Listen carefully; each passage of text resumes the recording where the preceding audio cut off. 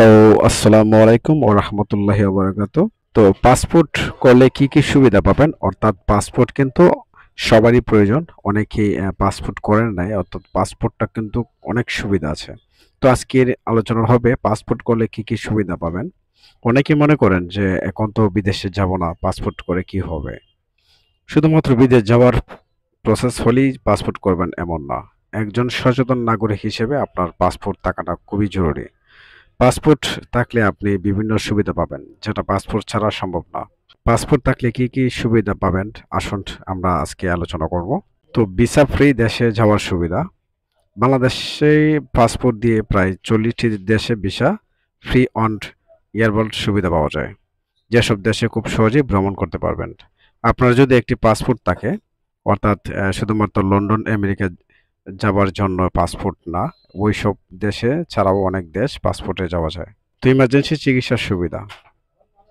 আপনার যদি হঠাৎ এমন কোনো অসুখ হয় যেটা চিকিৎসার জন্য বিদেশ যেতে হবে, সেক্ষেত্রে আপনার পাসপোর্ট থাকা আবশ্যক। সেই মুহূর্তের সময় অনেক মূল্য। তো ইমার্জেন্সি পাসপোর্ট করতে যতদিন সময় লাগবে ততদিন আপনার চিকিৎসা হবে না, এর জন্য পাসপোর্ট থাকার দরকার। পাসপোর্ট হলে ইন্টারন্যাশনাল আইডেন্টি কার্ড। আপনার ভোটার আইডি কার্ড বা যেটা ন্যাশনাল আইডি কার্ড বলা হয়, এটা দেশের মধ্যেই ব্যবহার করতে পারবেন, কিন্তু বিদেশে কোনো কিছু করতে গেলে আপনার পাসপোর্ট লাগবে। এমনকি আপনি দেশে থেকে বিদেশে ব্যবসা করতে গেলে, অনেক কোম্পানির জব করতে গেলে আপনার পাসপোর্ট লাগবে। স্কলারশিপে আবেদন, কনফারেন্স যাওয়ার সুযোগ।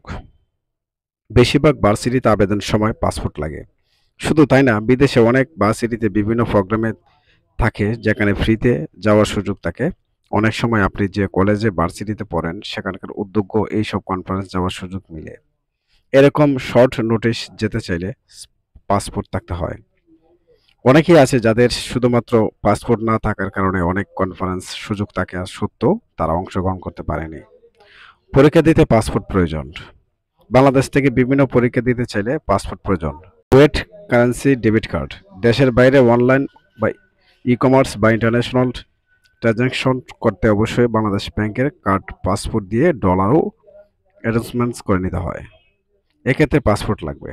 যারা পাসপোর্ট করবেন তারা আগে সার্টিফিকেট, এনআইডি কার্ড, পিতা মাতার এনআইডি কার্ড, আপনার নাম, পিতা মাতার নাম যেন এই একই একই থাকে লক্ষ্য রাখবেন। যদি অমিল থাকে আগে সব কিছু ঠিক করবেন, তারপর পাসপোর্ট করবেন, অন্যথায় ভোগান্তি পড়বেন। সো অবশ্যই আশা করি ওখান থেকে সবাই পাসপোর্ট করার চেষ্টা করবেন। অর্থাৎ যে কোনো সময় দুর্ঘটনা হতে পারে বা অন্য কোনো দেশে যেতে লাগতে পারে, সেজন্য অবশ্যই একটা পাসপোর্ট প্রয়োজন। সো আর কিছু পাসপোর্ট সম্পর্কে জানতে চাইলে আপনারা কমেন্ট সেকশনে জানাবেন, আমি উত্তর দেওয়ার চেষ্টা করব। সো ধন্যবাদ।